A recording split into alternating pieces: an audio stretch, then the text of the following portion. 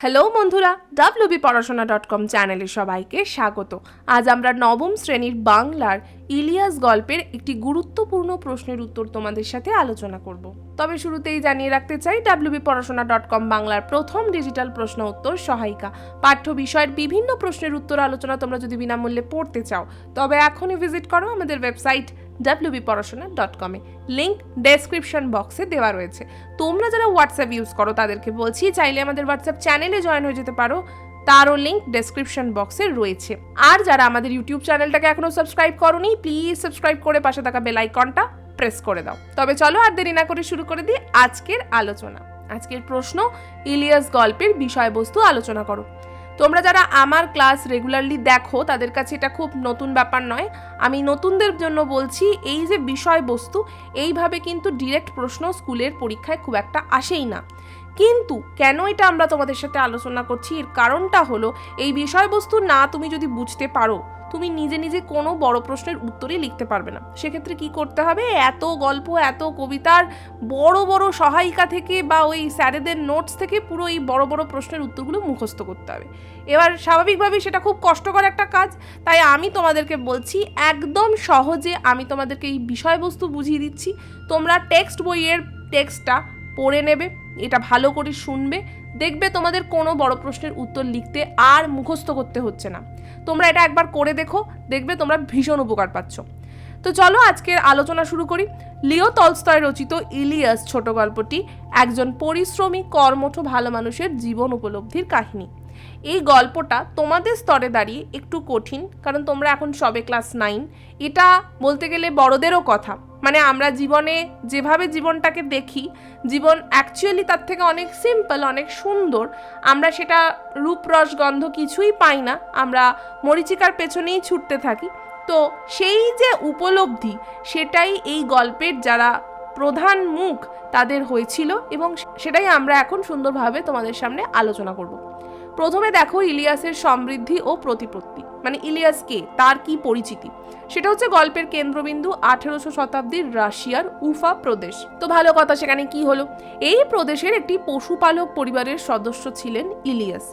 ইলিয়াসের বিয়ের মাত্র 1 বছর পর তার বাবা মারা যান এবং পরিবার প্রতিপালনের দায়িত্ব এসে পড়ে তার উপর। ইলিয়াসের কঠোর পরিশ্রমের ফলে তার বাবার রেখে যাওয়া সম্পত্তি কি কি ছিল? 7টা ঘটকি, 2টি গরু ও 20টি ভেড়া, মাত্র 35 বছরের পরিবর্তে হয়ে ওঠে 200 ঘোড়া, 150 গরু আর 1200 ভেড়া। তাহলে বুঝতে পারছো, ইলিয়াস খুব সফল একজন ব্যবসায়ী হিসাবে বলো বা তার সমৃদ্ধি পাওয়া নিয়ে বলো, সে খুব সফল হয়েছিল সেই দিক দিয়ে। কারণ তার যে সম্পত্তি বাবা রেখে গিয়েছিলেন মারা যাবার সময়, সেটা সে মানে কয়েকশো গুণ বৃদ্ধি করেছিল। তো ইলিয়াসের এই ঈর্ষণীয় অর্থনৈতিক অবস্থার উন্নতিতেও চরিত্রের কিন্তু কোনো পরিবর্তন হয়নি। ইলিয়াস ও তার স্ত্রী স্যামসেমাগি সকাল থেকে রাত অবধি কাজ করত এবং অতিথিদের যথাসাধ্য সেবা করতেন। ভাগ্যের বিপর্যয়। এবার ঠিক কী ঘটল? সুখের দিন বেশি দিন স্থায়ী হলো না। ক্রমে ইলিয়াসের পারিবারিক ও অর্থনৈতিক অবস্থার অবনতি হলো। তাদের এক পুত্র মারামারিতে মারা যায়। অন্য পুত্র বাবার আদেশ অমান্য করার ফলে বাড়ির থেকে বিতাড়িত হয়, মানে তাড়িয়ে দেওয়া হয় তাকে। এছাড়া দুর্ভিক্ষ মরকে তার পালিত পশুরাও মারা যায়। কিরবিজ উপজাতির ডাকাতির ফলে তার সবচেয়ে ভালো ঘোড়াগুলি খোয়া যায়। মানে একটা পরিবার এত সমৃদ্ধি দেখলো, তারপরে কিরকম বিপর্যয় হচ্ছে দেখো। একটা পুত্র মারা গেল, একটা পুত্রকে সে বাধ্য হয়ে নিজেই তাড়িয়ে দিল। তারপর থেকে ডাকাতের হাতে পড়ে তার মানে সম্পত্তির মানে সেরা সম্পদ যেগুলো, সেগুলো চুরি ডাকাতি হলো। এছাড়াও দুর্ভিক্ষ মরকে প্রচুর পশু মারা গেল। এবার যাদের পশুপালন মূলত জীবিকা বা পশুকে কেন্দ্র করে যে সমস্ত কাজকর্ম সেই সময় হতো, তাদের কাছে যদি পশুই চলে যায়, মানে তার আর করার কি থাকে? মানে আজকের দিনে ধরো একটা আমরা বই পড়াশোনা করে পরীক্ষা দিচ্ছি, তো আমার হাত থেকে যদি কেউ বই কেড়ে নেয়, তো সে কি করে পরীক্ষায় পাশ করবে? ব্যাপারটা না ওই রকম। তো বৃদ্ধ দম্পতি অবশেষে সব বিক্রি করে দেয়, শুধুমাত্র একটা বোঁচকা সম্বল করে লোকের বাড়ি বাড়ি কাজ করে অন্ন সংস্থান করা শুরু করে। মানে যারা একসময় প্রভু ছিল, যাদের আন্ডারে বহু লোক চাকরি করত বা তাদের প্রতিপত্তি দেখার মতো ছিল, তাদের এখন নিজেদেরই পেট চালানোর জন্য মানুষের দরজায় দরজায় ঘুরতে হচ্ছে। এটা ভাগ্যের একটা বিরাট বিপর্যয়, এটা শুনেই বুঝতে পারছি আমরা। এরপরে কি ঘটলো? পরনির্ভরশীল জীবন। এক মধ্যবিত্ত প্রতিবেশী মোহাম্মদ শাহ ইলিয়াসের দুর্দশা দেখে তাকে করুণাবশত তাকে ও তার স্ত্রীকে তার বাড়ির কাজে নিয়োগ করেন। প্রথমে কষ্ট হলেও অদম্য বৃদ্ধ দম্পতি পরিস্থিতির সাথে মানিয়ে নেন। এক সময়ের ধনী দম্পতি এখন অন্যদের সেবা করে জীবন কাটাতে থাকে। তাহলে জীবন কত অদ্ভুত হয়। তোমরা এখন ছোট, জীবনের খুব কম অংশই তোমরা এখন দেখেছো। জীবনের প্রতিটা বাঁকে বাঁকে কিন্তু চমক লুকিয়ে থাকে, কখনো ভালো কিছু, কখনো খারাপ কিছু। জীবন কিন্তু একইভাবে প্রবাহিত হয় না, অনেকটা নদীর মতো। নদী দেখো, যখন গঙ্গা গোমুখ থেকে চলে আসছে সেই সময় সে খরস্রোতা, এবং সেখানে ছোট্ট সরু নদী, একটা মানে একদম সংকীর্ণ নদী। তারপর যখন সে আবার মধ্যগতিতে আসছে, সেই গতি অনেকটাই কমে আসছে এবং সে আরও প্রচুর পরিমাণে জল বহন করছে, এবং তার সেই খরস্রোতা যে একটা নেচার, সেখানেও একটা পরিবর্তন লক্ষ্য করা যাচ্ছে। আর শেষে যখন গঙ্গা এই পশ্চিমবঙ্গে ঢুকছে, সেখানে দেখো কি হচ্ছে, গঙ্গার গতি একদম নিম্ন গতিতে এসে ঠেকছে এবং তার আস্তে আস্তে সঞ্চয় কার্য বাড়ছে এবং সে আস্তে আস্তে সমুদ্রের দিকে এগিয়ে যাচ্ছে, চারিদিক পলি সঞ্চয় করতে করতে। তাহলে এই যে মানুষের জীবনও কিন্তু অনেকটা এইরকমই, মানে নদী যেরকম একটা সময় খুব উচ্ছৃঙ্খলভাবে বইছে, তারপর কোথাও গিয়ে তার স্পিড কমে যাচ্ছে, আস্তে আস্তে সে ভারাক্রান্ত হচ্ছে, ধীরে ধীরে যাচ্ছে এবং সে সঞ্চয় করছে। তাহলে এইভাবেই কিন্তু মানুষের জীবনও প্রতিটা মোড়ে মোড়ে বিভিন্ন উপহার, কখনো বা কিছু অনিশ্চয়তা সাজিয়ে রাখে আমাদের সকলের জন্য।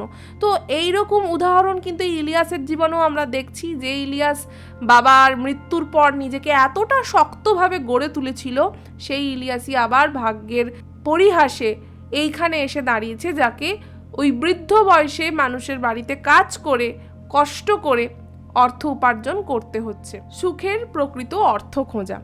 এখন একদিন মোহাম্মদ শাহের বাড়ি অতিথি সমাগম হয়। কয়েকজন অতিথি ইলিয়াসের পূর্ব পরিচয় জানতে পেরে তাদের মনের অবস্থার কথা জানতে চান। সকলকে আশ্চর্য করে ইলিয়াসের স্ত্রী বলেন তারা এখন আগের থেকে অনেক ভালো আছেন, তারা এখন সত্যিকারের সুখ খুঁজে পেয়েছে। কারণ কি?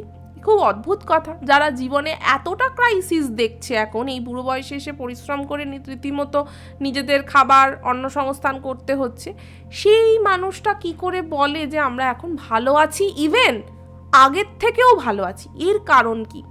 এই জায়গাটা কিন্তু তোমাদের এই গল্পের খুব খুব ইম্পর্টেন্ট পার্ট, মানে এটাই বলতে গেলে এই গল্পের মেন অংশ, তাই ভালোভাবে বুঝবে। দেখো, তাদের এখন কিন্তু আর কোনো দুশ্চিন্তা নেই। আগে কি ছিল? তাদের অনেক সম্পত্তি ছিল, সেখানে লোক নিন্দার ভয়, সমাজ, বিভিন্ন অনেক কিছু ভাবতে হতো। সেই সমস্ত চাপ এখন নেই। তাদের প্রচুর পশু ছিল যেগুলো তারা পালন করত, তারা কোথাও অসুস্থ হলো কিনা, তারা ঠিকমতো খাচ্ছে কিনা, যারা তাদের বাড়িতে কাজ করতেন তাদের দেখভাল করা। তাহলে একটা মানুষ হয়তো অনেক অর্থের মুখ দেখেছিল, অনেক সমৃদ্ধি, অনেক স্বাচ্ছন্দ্যের মুখ দেখেছিল, কিন্তু তার সাথে সাথে সমৃদ্ধি, স্বাচ্ছন্দ্য কিন্তু একা একা আসে না। অপরিসীম চাপ, মানসিক টেনশন, এইগুলোও কিন্তু নিয়ে আসে। তাই দেখে মনে হয় আহা, ওনার প্রচুর অর্থ, উনি খুব সমৃদ্ধশালী ব্যক্তি, তার মানে উনি খুব ভালো আছেন। না, সবসময় এটা সত্য নয়। তার পেছনে অনেক কষ্ট আছে, তার পেছনে অনেক আত্মত্যাগ আছে। তার হয়তো ব্যক্তিগত কোনো জীবনই নেই, সে হয়তো সারাক্ষণই সেই কাজটার পেছনে দৌড়ে যাচ্ছে, সে হয়তো সমস্ত সময় তার মন ডিভোটেড তার কাজের প্রতি, তার পরিবার কিন্তু তাকে পাচ্ছে না। তাহলে এই একই কথা কিন্তু আমরা শ্যামসে মাগির মুখে শুনছি। সে কিন্তু এই একই কথা বলছে যে আমরা নিজেদের মধ্যে যে অন্তরঙ্গ সময় কাটাবো, একটু গল্প করব, কি আমরা ঈশ্বর চিন্তা করব, সেইটুকু সময়ও কিন্তু তাদের কাছে আর অবশিষ্ট থাকতো না। এত স্ট্রেস, এত চাপ তাদের প্রতিদিন নিয়ে রাতে ঘুমোতে যেতে হতো।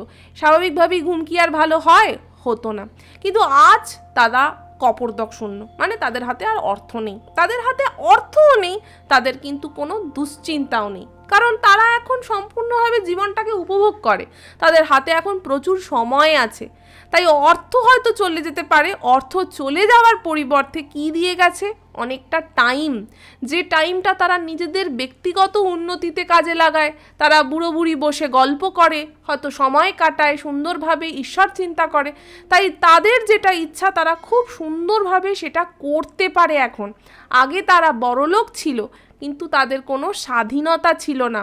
কারণ যখনই তারা রিল্যাক্স করতে যাবে, ঠিক আছে আমরা এখন চিন্তা করব না, থাক একটু নিজেদের মতো সময় কাটাই, সেই সময় হয়তো কোনো একটা গন্ডগোল হলো, কোনো একটা বাড়িতে যারা কাজের লোক ছিলেন তাদের মধ্যে হয়তো কোনো অশান্তি বাঁধলো, বা কোনো অ্যানিমেল মারা গেল, তাহলে তাদের রিল্যাক্সেশন কি করে হবে? তাই এখানেই তারা প্রকৃত সুখ খুঁজে পেয়েছেন। তাই তিনি বলছেন যে তাই ধনী অবস্থায় নয়, বরং 50 বছর ধরে সুখ খুঁজে আজ আমরা সত্যিকারের সুখ খুঁজে পেয়েছি। আলোচনা এখনো বাকি, তবে তার আগে তোমাদের সাথে একটা অন্য বিষয় শেয়ার করব। তোমরা ক্লাস 9-এ পড়ছো, সাবজেক্ট বাড়ছে আর মোটামোটা সহায়িকাও বাড়ছে, তোমাদের চিন্তাও বাড়ছে, কিন্তু চিন্তার কারণ নেই। তোমাদের দুশ্চিন্তা দূর করতে আমরা wbporashona.com নিয়ে এসেছি to the point ebook series. কি থাকছে? ইতিহাস, ভূগোল, জীবনবিজ্ঞান এবং ভৌতবিজ্ঞানের সমস্ত পয়েন্টস, সমস্ত ইম্পর্টেন্ট পয়েন্টস আমরা এই ইবুকে একত্রিত করেছি, এবং the most important thing is মাত্র 30 পাতার মধ্যে একদম পুরো সিলেবাস। তাহলে তোমরা বুঝতেই পারছো কতটা সহজ এখন পড়াশোনা করা। তাই এই কটা পাতা যদি তোমরা ভালোভাবে একটু পড়তে পারো তাহলে কিন্তু পরীক্ষা তোমাদের ভালো হবেই। তাই এখনই পারচেস করতে কি করতে হবে? দেখো স্ক্রিনে একটা নাম্বার দেওয়া রয়েছে 9614581033। এই নাম্বারে আমাদের হোয়াটসঅ্যাপ করতে হবে, লিখবে আমি কিনতে চাই to the point ebook series. যে যে ইবুক কিনতে চাইছো সেগুলোর নাম লিখে দাও। আর একটা কথা বলি, যদি হোল সেট মানে 4টে ইবুকই কিনতে চাও সেক্ষেত্রে একটা স্পেশাল অফার তোমরা পেয়ে যাবে। তাই আর দেরি না করে এখনই আমাদের হোয়াটসঅ্যাপ করো। আমাদের টিম তোমাদের হোয়াটসঅ্যাপ পেলেই রেসপন্ড করবে, পেমেন্ট পেজ পাঠানো হবে। পেমেন্ট কমপ্লিট করার 24 ঘন্টার মধ্যে এই ইবুকগুলো আমরা তোমাদের হোয়াটসঅ্যাপে পাঠিয়ে দেবো। আর যদি আরও কিছু জানতে চাও তবে ওই একই নাম্বারে আমাদের সাথে কন্ট্যাক্ট করতে পারো। চলে এলাম গল্পের আসল বিষয়, অর্থাৎ গল্পের মূল বার্তা, মানে কোন থিমের ওপর গল্পটা গড়ে উঠেছে। এতক্ষণ তো বুঝলে আসল সুখ ঠিক কি। এখন এই বৃদ্ধ দম্পতির কথার অন্তর্নিহিত মানে না বুঝতে পেরে সবাই কিন্তু হেসে ওঠে। মানে স্বাভাবিক, শুনে কি মনে হচ্ছে, বাবা এত টাকা পয়সা থাকতে এখন লোকের বাড়ি খেটে খেটে মরছে, এরা নাকি সুখী, মানে এরা কি পাগল? কিন্তু মোল্লা কিন্তু তাদের কথার অর্থ বুঝেছিলেন। তিনি বলেন ইলিয়াস ও তার স্ত্রী যে কথাগুলো বলছেন সেগুলি জীবনের সার সত্য, এবং পবিত্র গ্রন্থে এই কথাগুলিই লেখা আছে। অর্থাৎ যে কোনো ধর্মের দিকে তাকাও, সব ধর্মেই কিন্তু মূল সার সত্য এটাই, জীবনে নিজের মতো করে আনন্দ খোঁজো, অবশ্যই অন্য কাউকে দুঃখ না দিয়ে এবং সৎ পথে। তাহলে সেই আনন্দ খোঁজার জন্য কিন্তু সবসময় টাকা, প্রচুর টাকা, প্রচুর কমফোর্ট লাগবে তা নয়। একটা মানুষ একটা নদীর ধারে বসে সুন্দর হাওয়া খেতে খেতে সেখানেও কিন্তু আনন্দ খুঁজে পাওয়া যায়, এর জন্য কিন্তু টাকা লাগে না। আমরা আশেপাশে যে প্রকৃতির এত রূপরস গন্ধ কিছুই দেখি না, আমরা শুধু ছুটতে থাকি, আরও কত টাকা, আরও কত জিনিস কিনবো, আরও কত বাবা মা আমাদের জামা কাপড় কিনে দেবে, বা এটা কিনে দেবে, ওটা কিনে দেবে, বায়না বাড়তেই থাকে, আর আমাদের সুখ বা আনন্দ কোথায় যেন হারিয়ে যায়। তাই সব কিছুর ঊর্ধ্বে কিন্তু আমাদের আনন্দ। যে কাজটা করে তুমি আনন্দ পাচ্ছ সেই কাজটার পিছনেই কিন্তু ছোটা উচিত। আরও জিনিস, আরও দামি দামি জিনিস, আরও গিফট, এগুলোর পিছনে ছোটা উচিত না। ইলিয়াস এবং তার স্ত্রীর কথাগুলো চিন্তা করলেই বুঝতে পারবে যে সম্পদ আর বৈভব থেকে মানুষের মনের শান্তি কিন্তু আসে না, বরঞ্চ দুশ্চিন্তামুক্ত জীবনই কিন্তু শান্তির বার্তা দেয়। আপন লোকেদের সাথে সময় কাটানো এটা একটা বিরাট আশীর্বাদ। কত মানুষ গৃহহারা, কত মানুষের হয়তো বাবা মা নিজের নেই, ছোট্ট বয়সে মারা গিয়েছেন, কত মানুষের নিজের ঠিক মতো পরিবার নেই, ভালো বন্ধু নেই।